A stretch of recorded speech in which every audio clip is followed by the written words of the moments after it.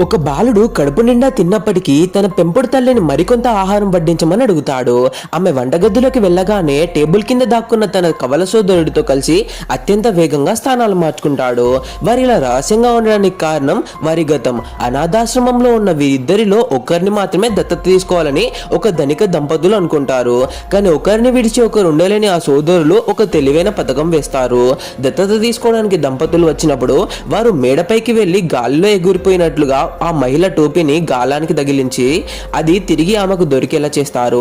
ఆ తర్వాత కారుపై నీళ్లు చల్లి వర్షం పడుతున్నట్లు భ్రమ కలిగించి ఒక హృదయమైన దృశ్యాన్ని సృష్టించి వారి మనసు గెలుచుకుంటారు. అలా వారిలో ఒకరు దంపతుల ఇంటికి వెళ్తారు. అయితే వెళ్ళేటప్పుడు తన సోదరుడిని ఒక పెద్ద పెట్టెలో దాచి రహస్యంగా లోపలికి తీసుకెళ్తాడు. తండ్రి ఆ పెట్టెను తెరవబోతూ ఉండగా బాలుడు సమయస్ఫూర్తితో అడ్డుకుని తనే గదిని శుభ్రం చేస్తానని చెప్తాడు. దంపతులు వెళ్ళగానే సోదరుడిని బయటికి తీసి ఇద్దరు కలిసి గదిని అందంగా అలంకరిస్తారు. భోజన సమయంలో కూడా టేబుల్ కింద ఒకరు పైన ఒకరు ఉంటూ ఒకరికొకరు సహాయం చేసుకుంటారు. తండ్రికి మసాజ్ చేసేటప్పుడు ఇద్దరు కలిసి పని చేయడం వల్ల ఆయన ఎంతో సంతోషిస్తాడు.